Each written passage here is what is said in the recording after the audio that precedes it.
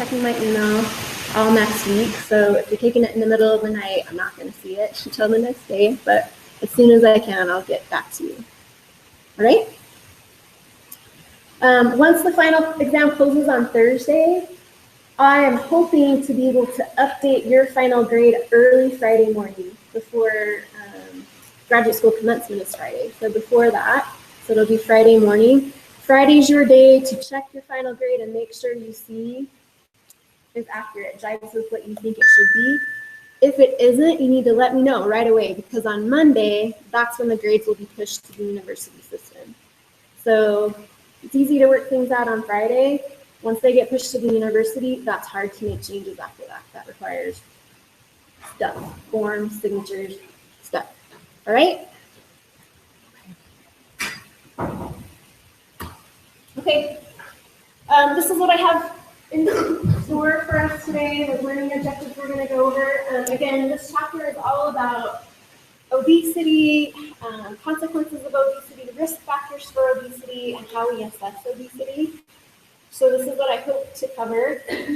Before we do that, just opening the floor for questions. Do you have any questions for me? Do you feel like you have the information you need to study up for your final? Going okay?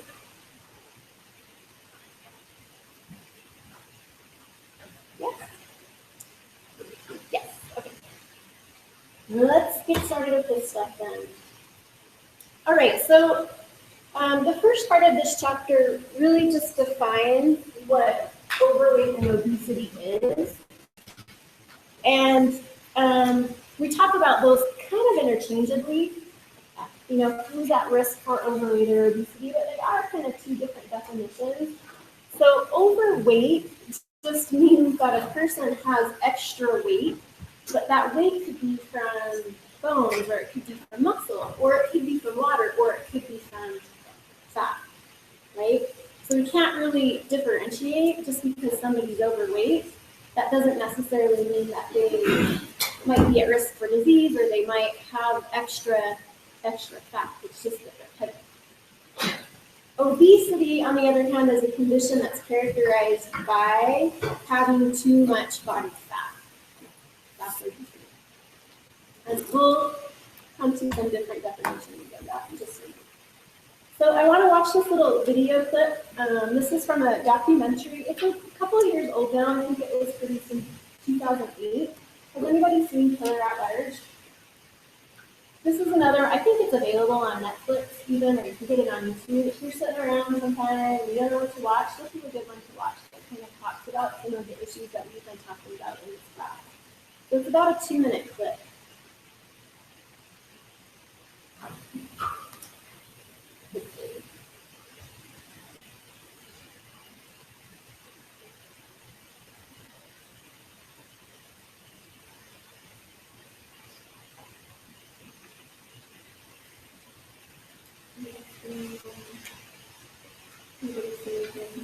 I didn't do.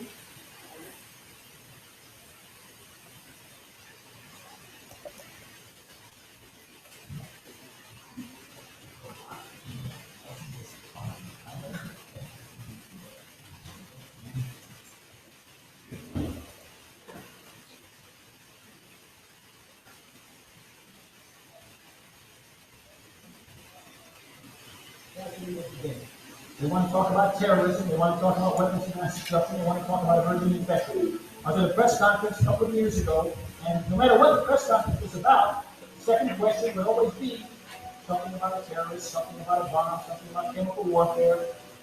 So one reporter one day made a mistake. And the room filled like this and said, Surgeon General, what's the most pressing issue before you today? And I said, obesity. You know what to ask. And I said to him, I said, why are you saying that? I said, because obesity is a terror within. It is destroying us, destroying our society from within. And unless we do something about it, the magnitude of the dilemma will dwarf 9/11 or any other terrorist event that we find out. So this is a terror from within. It's destroying us.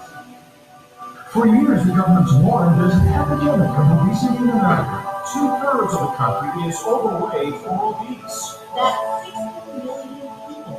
The shocking and shameful that as a country we let the problem break that down. This generation of children is the heaviest in American history. We may be producing a generation of children whose life expectancy isn't as long as our own. And shame on us. Hi, my name is Brooke, and I'm 12 years old, and I'm going to have one of these. At just 12 years old, Brooke Bates says liposuction was her only hope in the battle of persistent weight problem. My goodness. My goodness. Doing this at 12. I think there's Something is introduced into the environment that makes people sick. The obesity epidemic is a threat to national security. 61% of active military are currently listed as overweight. We're not going to have a workforce that's healthy. Obesity, if not being dealt with by the government, and we're not doing anything to truly deal with the prevention of this problem. What are we saying? And the fact is that human beings are at the cusp of an evolutionary disaster.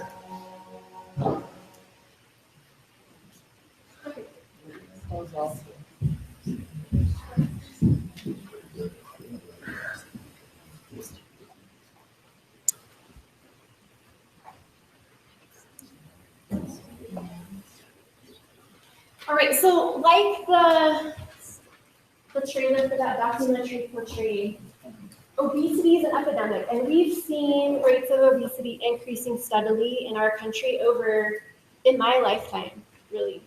And I'm gonna age myself again. In the 70s, in the 70s, we did not battle obesity. Obesity was not a big deal. There were not overweight kids. Kids didn't have type 2 diabetes. It wasn't a big deal. Since that time, obesity rates have risen exponentially. And in the video, you kind of saw that chart, that CDC chart. I don't know if you've seen that in any other classes. It's kind of a classic way to portray the steady rise in obesity across this country in that area, in that time period. Right now, this is what it looks like. So this is just a map of the US, and you can see the darker colors, like the purple and the red, are depicting obesity rates of 30 or greater percent. So not just overweight, obese, right? And when you look at these maps, it's kind of interesting because we've seen the same trend. We saw patterns of overweight starting in the east and kind of starting to the west, and we see the same thing for obesity. This means that about 33% of Americans are obese. So I don't know if this might be just like a dietitian thing or a nutritionist thing, but this is kind of one of my hobbies whenever I'm out and about or traveling or, at the grocery store or whatever. You can actually observe people's behaviors, and you can observe this in our population, right? You just go out and look. It's easy to see that our population is really struggling with this issue. These are some statistics right from your book. So 33% of Americans are obese. 69% of Americans are either overweight or obese, with overweight kind of on the way to obesity, right? So what that's kind of saying to me is that the norm in our country is overweight and obese. That's the norm. That's what most people are. And personally, I think that's probably part of the problem, because this is becoming commonplace, right? It's becoming, people are seeing other people who are struggling with this problem. It's not making the problem go away. It's just making people more perhaps accepting of that. Another thing that's happening is that the problem of obesity is kind of trickling down to kids. And there's a lot of reasons for that. We're going to talk about risk factors associated with obesity. And we'll talk about the fact that genetics is a big risk factor for obesity. If your parents are obese, you have a much higher risk of becoming obese than you do if you don't have parents who are obese. But obesity is also really common in kids. And like the video said, that's leading to a bunch of different consequences. Kids are becoming at higher risk for chronic diseases like type 2 diabetes, even heart disease, much earlier in life than we had previously seen, which is contributing to the fact that kids today might not live as long as their parents, right? We might actually see a decline in life expectancy versus an increase.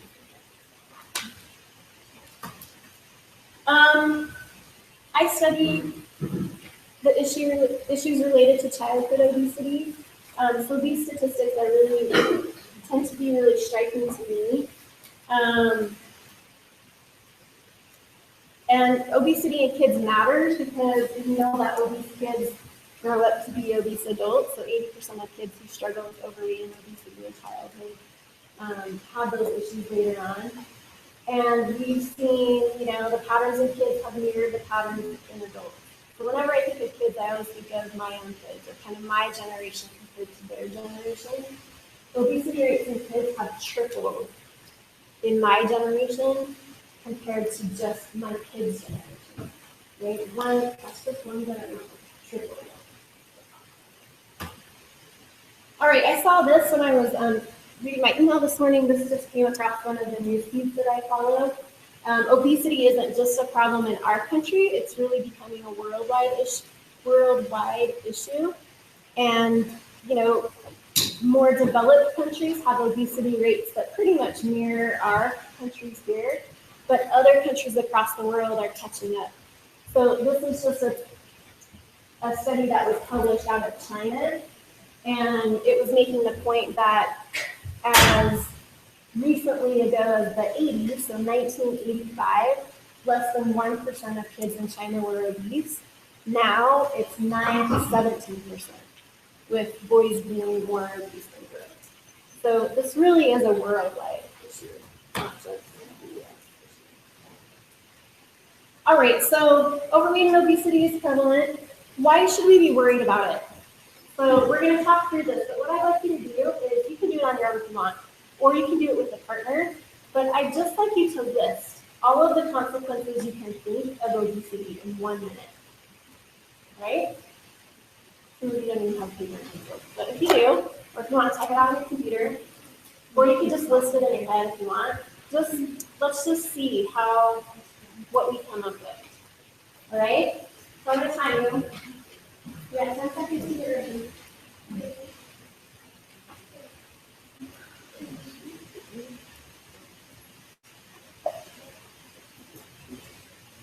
All right, you ready? Go.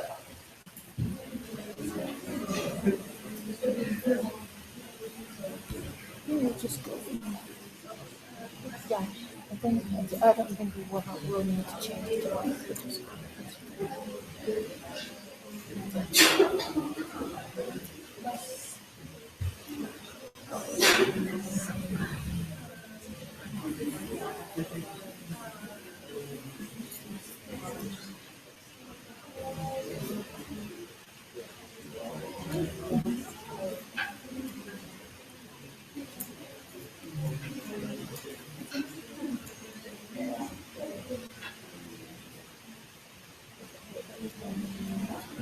Okay, 10 seconds.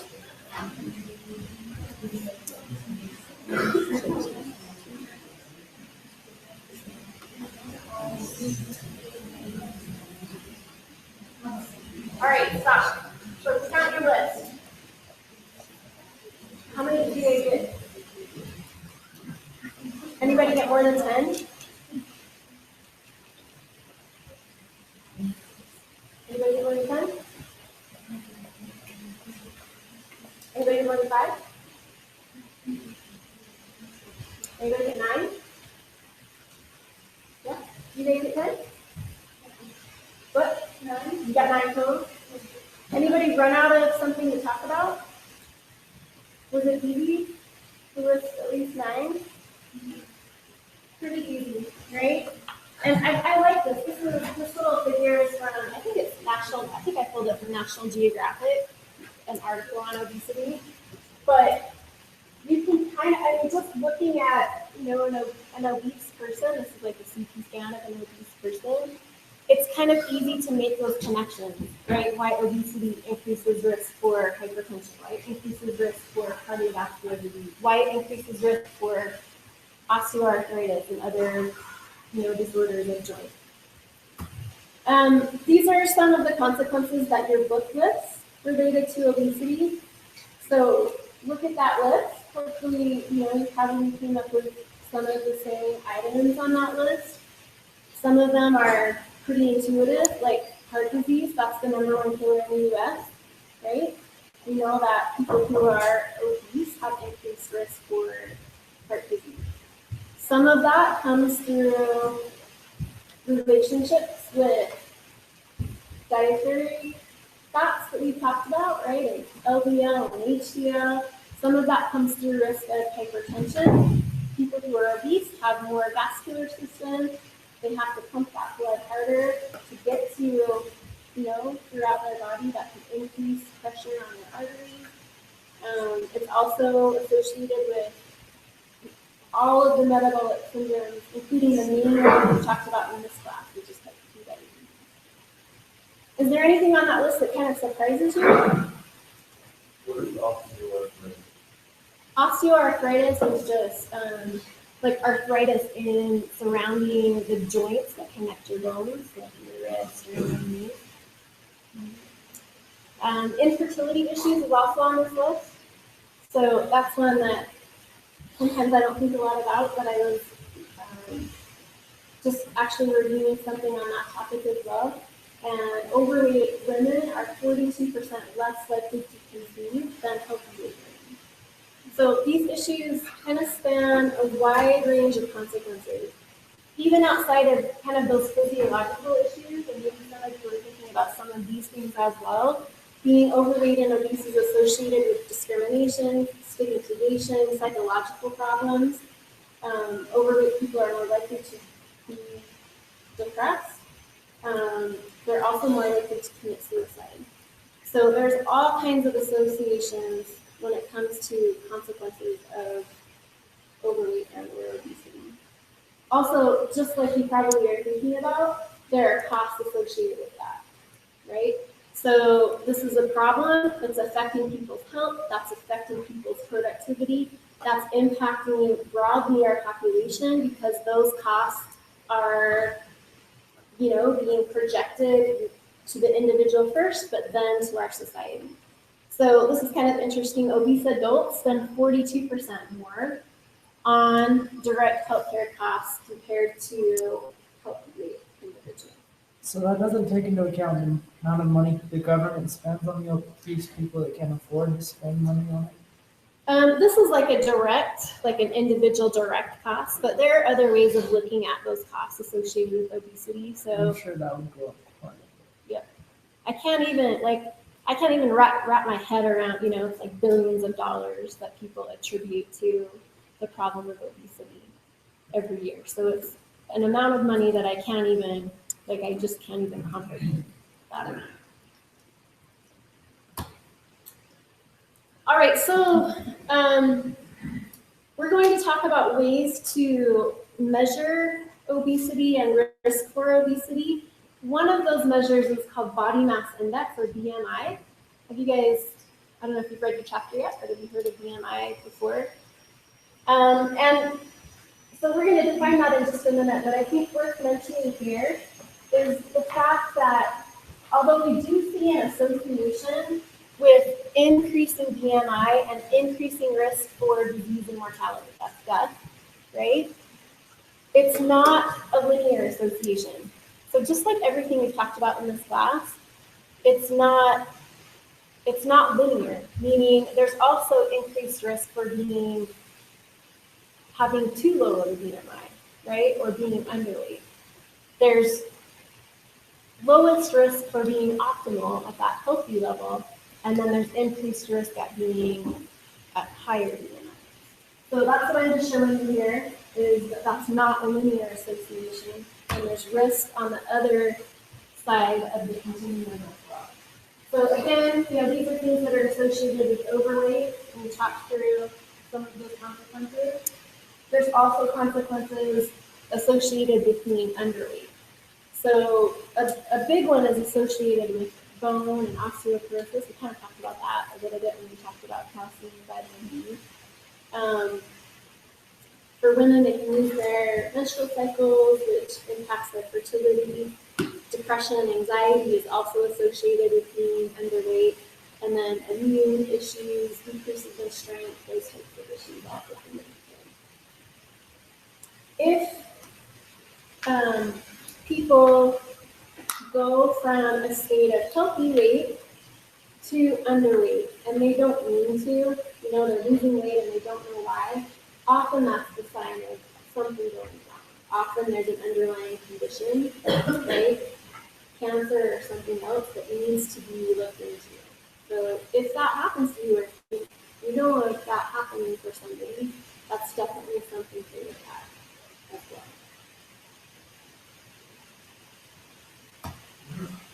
All right, so do you guys have any questions, or do you want to make any comments about consequences associated with weight? Either side of that scale? Continuing? Yeah. How accurate do you feel that BMI is? Because I've always been considered overweight. Yeah, that's what we're going to talk about next. So. That's where we're headed. All right, so let's go there. So one way that we use, one method that's used to assess risk for overweight obesity is known as BMI, or body mass index. So what body mass index is, it's essentially just a ratio of weight for height.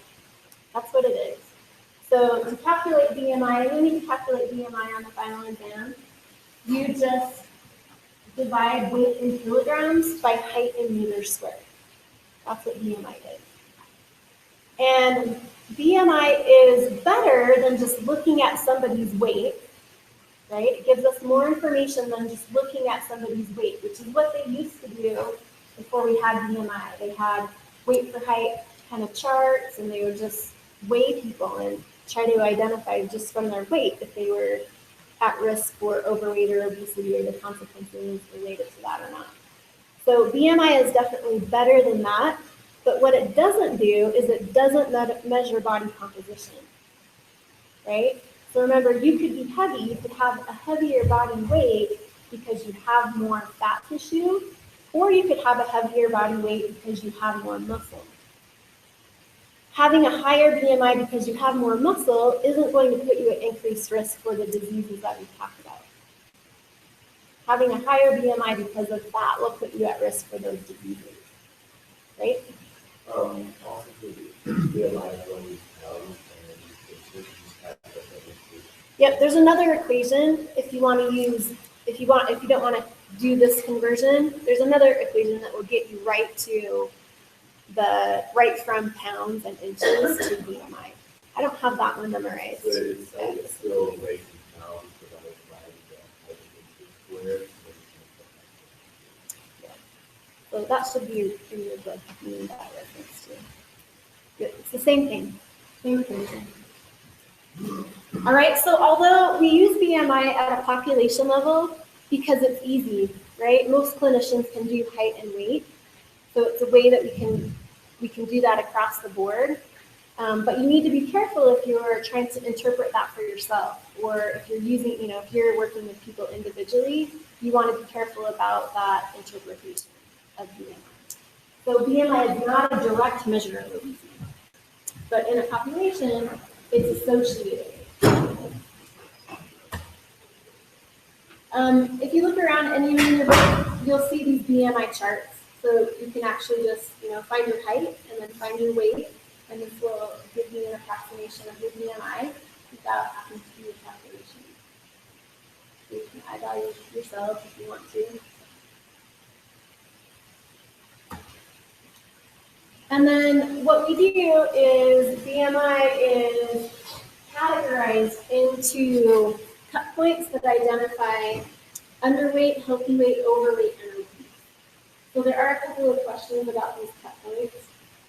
A BMI of less than 18.5 would be considered underweight, which is associated with increased risk for osteoporosis, amenorrhea, those other conditions that we talked about. Healthy weight, 18.5 to 24.9, healthy. Overweight, 25 to 29.9. Obese, anything over than 30. Those are the BMI categories.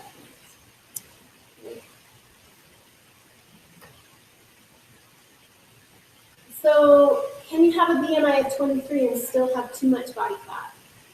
What's 23? That's healthy, right? So, does that automatically mean that you should just assume everybody with a BMI of 23 is healthy? Not necessarily, right? So, at the population level, that's the association, but at the individual level, there's more to think about. So your book actually introduces this concept called normal weight obesity. And normal weight obesity happens when people have a normal BMI, a BMI 18.5 to 24.9, right? But they have too much fat tissue. So that fat tissue puts them at increased risk for these things: insulin resistance, diabetes, coronary artery disease. It can also work the other way. So you could have a high BMI, but that weight could come from muscle, or you could have extra adipose tissue, but that adipose tissue is distributed in your body in a way that's not increasing your risk for chronic disease. Okay? So for most of the people, BMI kind of works like we would predict, right? A healthy BMI means lower risk for chronic disease, or a high BMI means increased risk for chronic disease. But there are some people where that's not necessarily true. So if you look here, like the 10% guy, he's obese. He has extra, in this case, body weight from fat, but he doesn't exhibit any increased risk for chronic disease. His fat, is distributed in places that aren't increasing his risk. And we'll talk a little bit more about that today.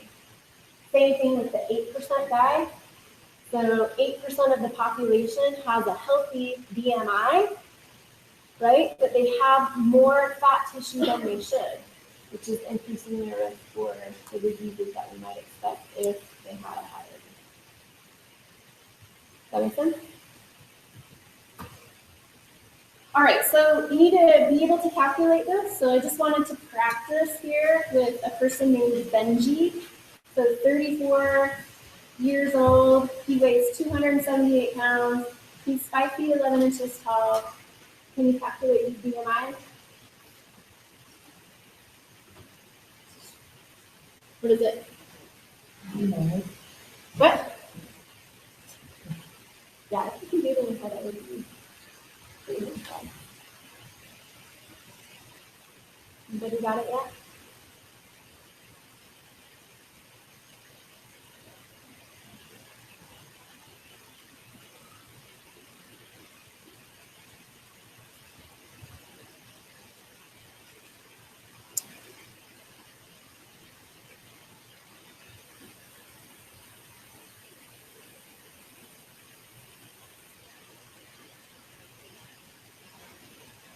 Just somebody shout it out when you get it.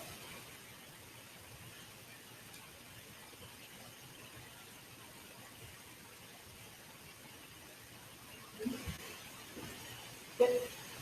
So how would you interpret that? What would that mean?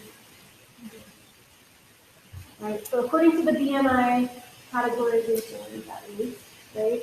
He's over 30, so that would put him in that obese category. So here, if you kind of struggle with that, these are kind of the individual steps.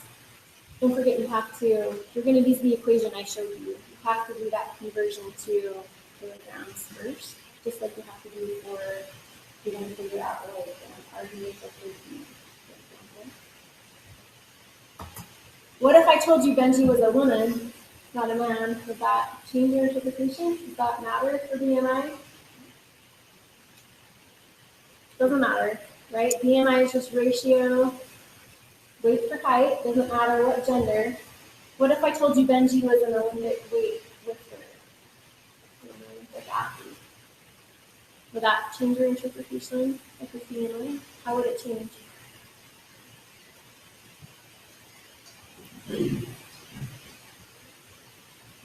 Would you assume he was obese? High risk for disease? No? Why? What's his weight coming from? Muscle, right? So that was the issue that you were talking about. So I don't know, Claire, Yeah. I don't know your name, but you said, according to BMI, I'm always overweight, right? So that's, looking at you, that's probably your issue, right? You're probably just a heavier weight person, but my guess is that a lot of that weight is coming from extra lean tissue, extra muscle mass. So it's very possible for two people with very different body compositions to have the same BMI, right? A BMI of 33 doesn't always mean that person is obese. That's what the BMI categorization says, but clearly if you just look at these cartoons, right? One is really muscular, the other is clearly obese. It's going to have risk for chronic disease. So just be careful when you interpret BMI. Don't automatically jump to that conclusion, especially if you're thinking about yourself or you're working with an individual, because BMI doesn't tell you anything about body composition. And often for athletes, especially for muscular athletes, it's not accurate. It'll tell them they're overweight or obese, and they're not. They just have extra muscle. They're just heavier people. Does that make sense? I brought some models just to show you this. I'll pull them up and I'll forget.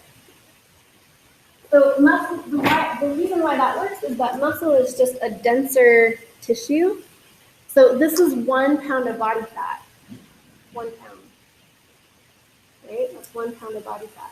This is about 3 pounds of muscle. Right? So muscle is denser. It weighs more. If you pack on muscle, you're going to be heavier, right? So does that help you kind of interpret that a little bit? These don't, I wish that they would have made this actually heavier, because it's not heavier. I want to pick it up and like feel that it's heavier, but they didn't do that. I guess they didn't want to, 3 pounds in the backpack is kind of more than just a pound. This is about a pound.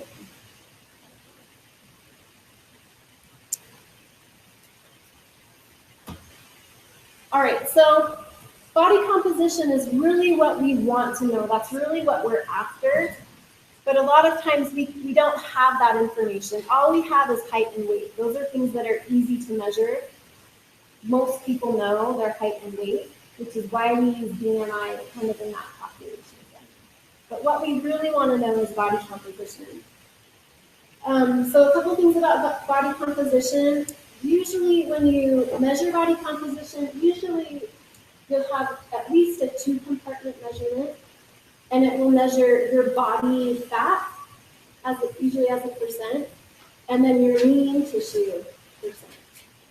So that lean tissue includes muscle, bone, water, pretty much anything that's not adipocyte. It's not body fat. Adipose tissue, when people talk about adipose tissue, they're referring to fat cells. So they're referring to our stored energy in the form of fat, triglycerides that we talked about in this class. And you'll get a measure for that total amount. So one thing to note when you're looking at body composition is that some fat is essential to our body. And we talked about that in the fat lecture, in that fat chapter, right? So we need some fat. Our cell membranes, for example, those plasma membranes are a big part of them are fat, right? The membrane itself includes fatty acids. We also have a little bit of fat in our nervous system. We have a little bit of fat in some of our bones, distributed throughout our body. So the essential amount of fat that we need depends on our gender, and men need less than women. Typically, people consider about 3% body fat the essential amount of fat for men, and about 12% for women. Does there are big differences in body composition by gender. This is just a picture of what fat cells look like. Those are just the big white cells that you can see there. Fat cells, they are metabolically active, but they're not as metabolically active as muscle cells. So they still have a mitochondria. They're still producing ATP. They have to regenerate and they're producing some things, but the majority of that fat cell is just storage globules of triglyceride. It's just fat. It's just extra storage for fat. There are two types of fat in our body. There's subcutaneous fat and then visceral fat. So subcutaneous means just below the skin. And that fat just below the skin, some of it is just the place that we store fat. And people kind of store fat in different places. A lot of that is determined by your genetics. But some of that is also helpful for us because it will help insulate our body against really high temperatures. And it can also help protect our bones and our organs. So for people who struggle with weighing enough, right, and have BMIs that are less than 18.5, oftentimes they struggle with maintaining their body temperature. They're always cold, right? And also at that extreme, especially I'm thinking like in elderly people who are super, super skinny and frail, it might mean that if they fall, they break their hip instead of just bruising. So, there's some importance even to having some subcutaneous body fat. Visceral fat, this is the storage fat that's located within our organs and then around our organs. So visceral fat is more plentiful like in our trunk area because that's where most of our organs are. So if you think about that, it kind of makes sense that that visceral fat might be more associated with some of the diseases that we're worried about, right? Like cardiovascular disease, liver disease, type 2 diabetes that's associated with metabolism that's going on in the liver, because that's where that fat is. If there's too much of it, it can disrupt the functioning of those organs.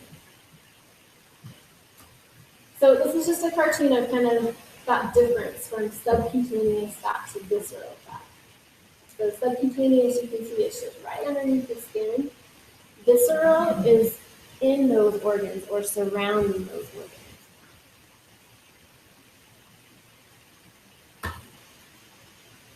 All right, so ways to measure body fat. Your book kind of has a section in the chapter that talks about that. Who's had their body fat measured somewhere at a gym or at home or anywhere else? Have you guys done that? Right? A couple people. If you get the opportunity to do that in some way, it's kind of interesting. And, like comparing that to your BMI would be an interesting thing, especially if your BMI keeps telling you, oh, I'm in the overweight category. Knowing some more information about your body composition can help you figure out exactly where you're at. There are several different methods that can be used to assess body composition. Probably, there's a couple that are considered gold standard. Hydrostatic weighing. It's kind of hard to see, but that's the one on the bottom. It's kind of looks like a tin can picture right above it, right? Hydrostatic weighing is when you weigh somebody on land and then you weigh them again underwater after they've blown out all of their air. And the idea with hydrostatic weighing is that because fat is not as dense as muscle and it's more buoyant, the more fat you have, the less your weight in water compared to what you weigh on land. And they can figure out your body composition based on that ratio. So hydrostatic weighing can be really accurate, but it's hard to do. Anybody that's hydrostatically weighed, sometimes the athletic department will have their athletes weighed different than it. No, they have hydrostatic weighing in the hyper department. So if you take classes from there, you might have an opportunity to do that. I actually have never done it because I don't really like to be underwater and blow out all my air. I feel like that would kind of freak me out, and that's how a lot of people feel about it. It's actually pretty hard to get a really accurate measuring because it's hard for people to blow out all their air and then sit on the scale long enough for them to get an accurate measure. If you can't do that, then that's not an accurate way to a human body. Another one that you might be familiar with is bioelectrical impedance. So that's the one kind of in the upper right-hand corner. Anybody used bioelectrical impedance before? So this is the one you can get it on scales, and you hold like I have a scale at my house that does bioelectrical impedance. You just stand on scale and pick up the handheld things, right? You can also get little handheld ones. Like Austin used to go to the same gym. Our gym had one of those, right? You just hold it like this. And the idea is that it sends an electrode through your body, and that impedes that traveling of that electrode. So the more water you have, the more electrolytes you have, the more muscle you have, the quicker that electrode should travel if that impedes that. So bioelectrical impedance is one that's pretty common. People can generally get a hold of that in some way if they want to. You can go down to Walmart and buy a device at Walmart that would measure body composition in that way. The other two, this method right here is called a BOD pod. And this method is a displacement method. So in this case, it measures the amount of volume that's displaced in this specific area, which is known as the pod. And it's also a pretty accurate measure, but it's kind of a big, expensive device. Not very many places have a BOD pod. Again, our hyper department here on campus has a BOD pod. Also, another method that's really accurate but not really feasible for a lot of people is DEXA, which is dual energy X-ray absorptiometry. It's just like low-grade X-rays, and basically those X-rays, again through density, can tell the difference between lean muscle mass and adipose tissue. But DEXAs are expensive. Typically, DEXA straight scans cost about $40. So again, that's one that most people don't often do. And then the other way to do it is skin fold thickness. Anybody had those tests done? Basically, people call it the pincher test. It's basically people just use calipers to pinch the depth of subcutaneous fat at different sites on your body. And there are equations that then calculate body composition from that. So those are the most common methods. But in looking at those methods, one caution that I would give you is that they all come with some degree of error. So if you look at there, even hydrostatic weighing comes with 2 to 3% error. Right? So that means, if you get measured and it says 20% body fat, that just as likely could be 17 or it could be 23. So all of those have a pretty good degree of error. Bioelectrical impedance, your book says it comes with an error of about 3 to 4%. I've heard most people talk about that error more like 7%. So again, it's an easy one. Most people, if you want to be measured in that way, you can do it. But 7% either way, that's a big difference. That's a big range that isn't very precise. Another caution about the bioelectrical impedance measure is that it's really sensitive to hydration. So because that's what it's measuring, water and electrolytes and nutrients through your body, it's really sensitive to hydration status. If you're dehydrated, you're going to look like you're more fat because that muscle has that water in it, right? Fat tissue doesn't have much water. So if you're dehydrated, you're going to have a higher body fat measurement than if you were well hydrated using that same machine. It's really sensitive to hydration. All right, any questions about those? Does that make sense why you really need to know some additional information about body composition versus just BMI when you're trying to figure out risk for an individual? All right, another thing you can do to try to help people figure out their risk that's really quick and easy to do is you can just look at their waist circumference, so just around their waist, right at their umbilicus, their belly button pretty much. And women who have a waist circumference greater than 35 or men that have a circumference greater than 40 is associated with central adiposity, and that's especially risky.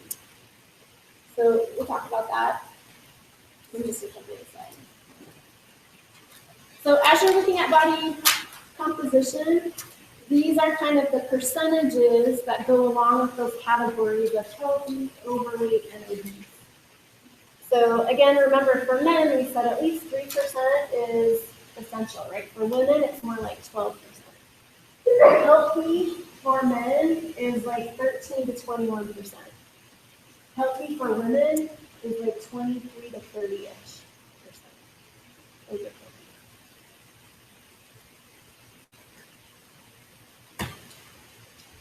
All right, I just thought you might be interested in this. This is a picture of the images that you would get from a DEXA.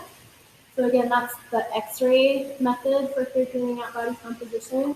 And you can see here it has in colors bone differentiated from muscle in red, differentiated from fat in the orange color. So, here's a BMI that would indicate underweight, healthy weight, overweight, obese.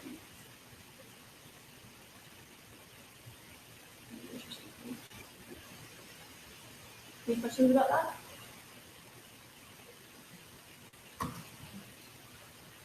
All right, so there are two kind of categories that we talk about when we talk about obesity.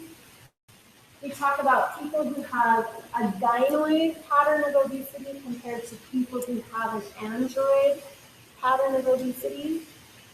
A gynoid pattern of obesity, sometimes it's called a pear shape, which is more common among women, and that's the type of obesity where you gain fat around your hips and your thighs.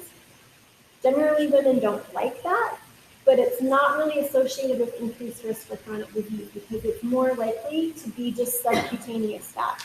There's not a lot of organs going on down there, right, that are associated with those chronic diseases that we talked about, so that's a less risky pattern of obesity.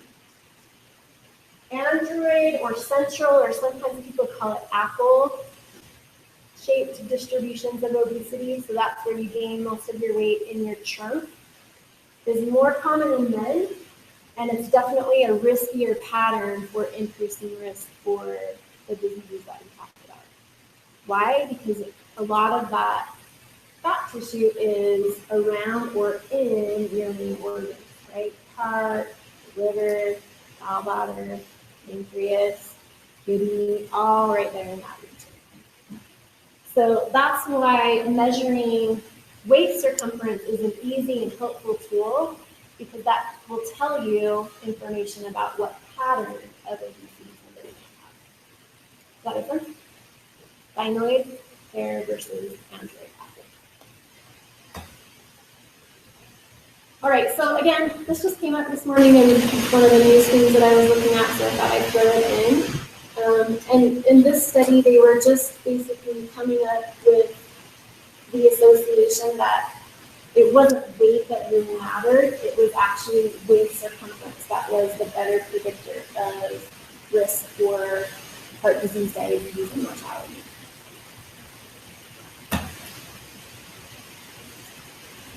All right, so now we've talked about kind of risk associated with obesity and how we measure obesity. The next thing that I want to talk just a little bit about is how do we know how much energy we need to consume? Because that's the big issue, right?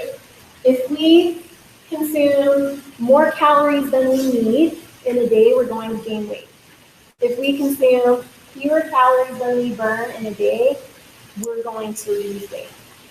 So a good strategy for figuring out how to maintain a healthy weight is to know a little bit about, okay, how many calories should I be consuming? And to do that, we can look at this energy balance equation. So right now, we're looking at the energy out side of this equation.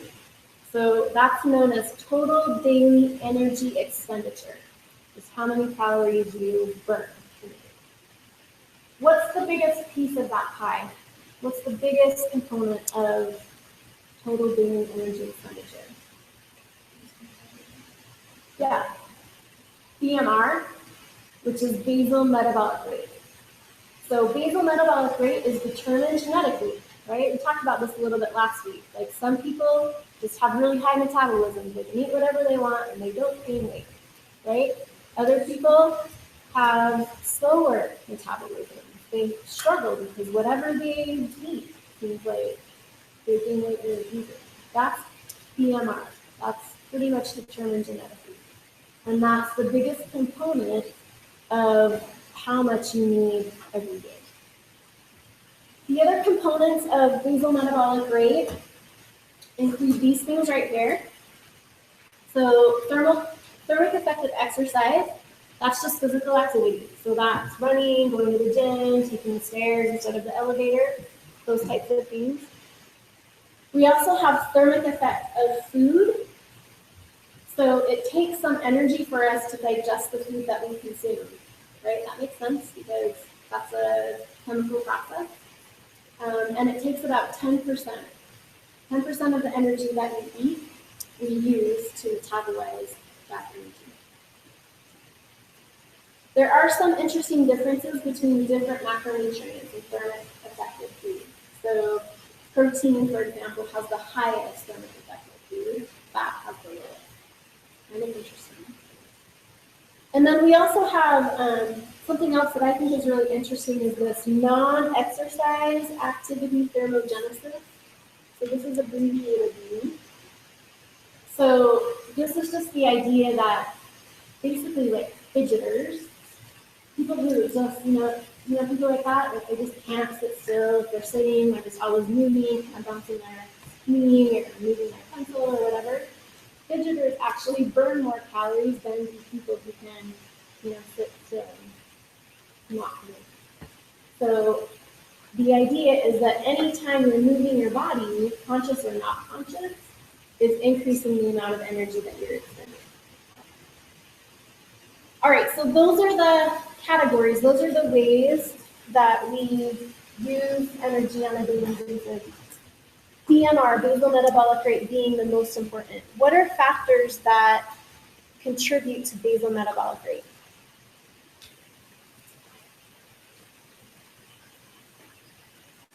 What matters for basal metabolic rate?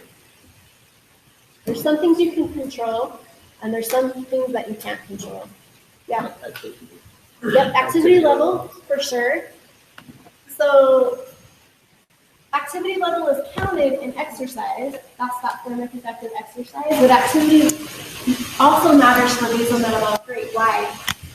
Because you have to burn more, burn more energy, so the body needs more. Right? And muscle is more metabolically active than fat, right? Muscle has more mitochondria than fat. So muscle is making more ATP. It's designed to do more work than fat. Fat is just a storage site for energy. So that's one way that you can increase your basal metabolic rate. The more muscle you have, the more energy you need, right? Because of that higher muscle mass. That's also why men typically need more calories than women, because men just have more muscle mass, just genetically. That just comes with the men. Typically, they just have more muscle. Good. Can you think of anything else that impacts the metabolic rate? We talked about them a little bit. Here's a table for you. If you're done thinking about it, these are some things that you might need to recall for the exam. Aging is on this list. I think we talked about that before. Aging slows metabolism. One reason that it slows metabolism is because as you age, you lose muscle mass. You have to really fight to maintain muscle mass as you age. If you can maintain muscle mass, then you can maintain your mass.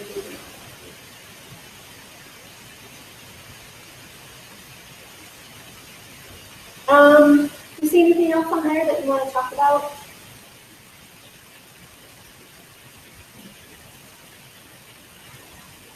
I guess one thing that's kind of interesting that we haven't talked about, I don't think yet, is thyroid hormones. So the thyroid gland produces thyroid hormones, and it's those hormones that regulate basal metabolic rate. It's those hormones that basically determine basal metabolic rate. So if you have hypothyroidism and you're not producing enough of those hormones, or if you're producing too many of those hormones, that can influence your basal metabolic rate, and typically that will influence your weight. My brother had hyperthyroidism and he came back from the finish of playing college ball for William, and he couldn't get anyone. He weighed 170 pounds. He was like 200 pounds in high school. He couldn't get enough of that. But there's just, the metabolism just all cranked up because his thyroid gland is pumping out more than anything else. All right. So probably a big problem for the U.S. is that we're not eating physically active enough, right? Our genetics haven't really changed. Our basal metabolic rate is probably not the same as it was, in the 70s. What's changed is we're eating more calories and we're becoming more and more iron. We're becoming more and more heavy. So just think about that in your own life. Like, I've even seen it just, I can just think about it in terms of my professional life. Like, I can work from my bed on this thing, and no one will even know. Like, because most of my work is on the computer. That's how it's that. But even I'm on YouTube, right? Most of my work can be done in a very sedentary situation. So as a population, we have just been building this environment that is inviting people to be sedentary, right? You can think about it as kids. When I was a kid, what did we do all day? We went outside and rode our bikes. Now we got problems with business. Today, we're like begging kids to go outside and ride their bikes. Right? A lot of kids are spending most of their time on some sort of video games, or cell phones, or whatever else. So there's a lot of things in our environment that have changed that are making basically it easy for people to overconsume and unset. And that's what's contributing to the obesity epidemic that we're We did a study in college freshmen, it's been several years ago now, and we just looked at these issues. So we were testing out the freshman 15, you guys heard about that? We were trying to see if that was playing out here. And we did find that there was a segment of our freshmen that were doing a significant amount of food. But the risk factor that was most associated with that was physical activity. It wasn't the eating, that was, it was contributing, but not as much as physical activity. And it was actually the kids who were really active in high school, on high school teams or sports teams or whatever else, and then got to university and just were spending all their time studying and weren't getting in that level of physical activity that we were used to, that we were struggling with, that we were pushing. So that's just body weight, that's not body fat percentage? We do have a way to measure body composition. So Because a lot of times don't men by the time they're 18 when they graduate high school, and they're like 20 or 19, 20, don't they tend to fill out and wearing weight? I think it's something that you would. Yeah, definitely. So there are gender issues, right? Like puberty, puberty a lot earlier, and you go through later, and body composition changes that happen during that time, and people can hit the gym, and they're building some muscle during that time. So definitely there are limitations when you just, in this study, we actually just looked at weight change. So we measured them in August, and then we measured them again in December.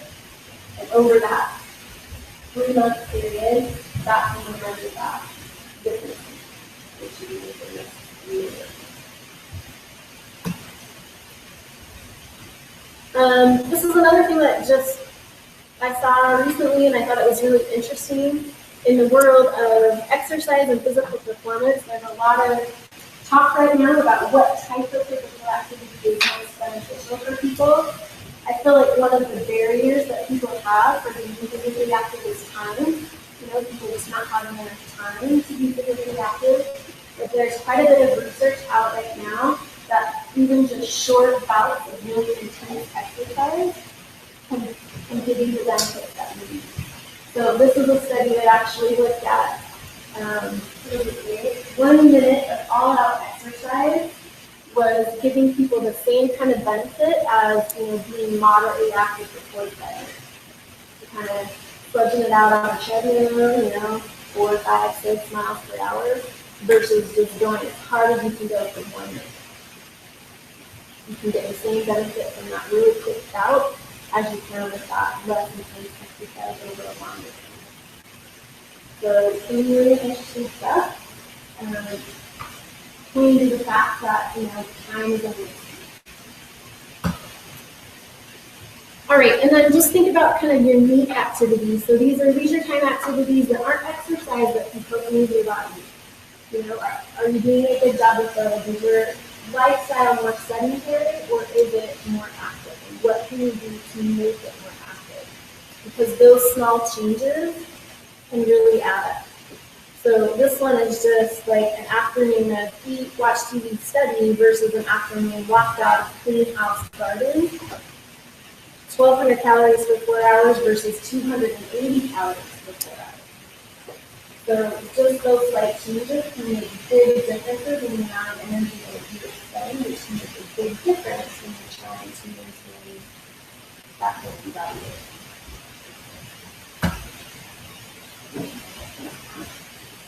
All right, so the goal is to maintain a healthy body weight. We're going to skip these. There are ways to measure energy expenditure. Most people just use equations, based on height and weight and gender and age.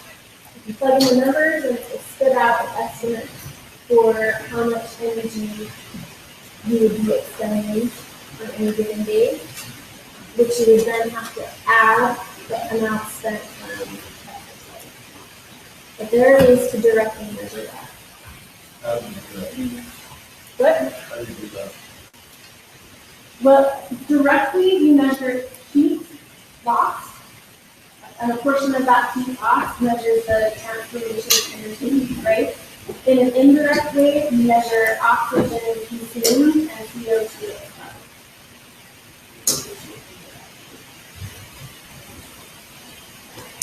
In an energy balance equation, typically you can assume that 1 pound of fat equals 3,500 calories. 1 pound of fat, 3,500 calories. So that helps you figure out, okay, if you want to lose 5 pounds, how many calories do you need to cut out? Okay. Another trick to maintaining body weight, it's in a couple of slides now, we're running out of time, is that the healthy way to lose body weight is slow and go, right? Any rate of weight loss greater than about a half a pound, 2 pounds at the max per week is going to indicate losses that aren't directly fat, but are more likely muscle and water. So a lot of the fad diets that you'll see right now, like a really low carbohydrate diet, they help people lose a lot of weight in a short amount of time.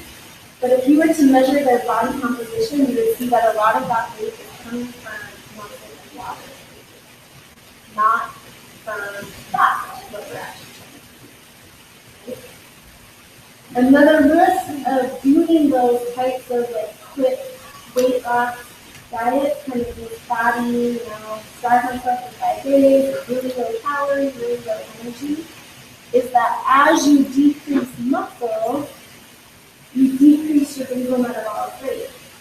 So you're forcing your body to learn to burn fewer and fewer calories, which is exactly what you don't want it to do, right? Because at some point in time, you're probably going to get sick, like consuming only 50 grams of carbohydrate a day, lowering your calories a day, you're gonna wanna go back to eating a healthier, more balanced diet.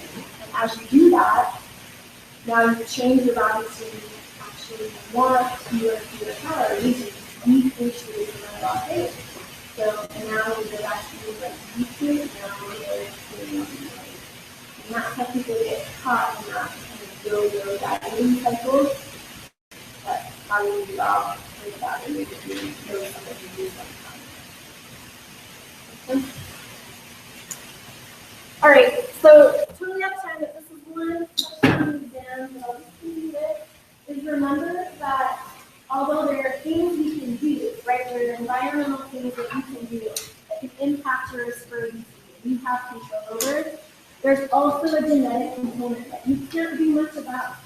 And if your genetic says that you're at increased risk for obesity, then you might have to be more diligent on the environment. You might have to be more careful. You might have to put in more physical activity to get to where you want. Okay, so have a great week. Good luck on finishing up. Finals next week. I'll be around.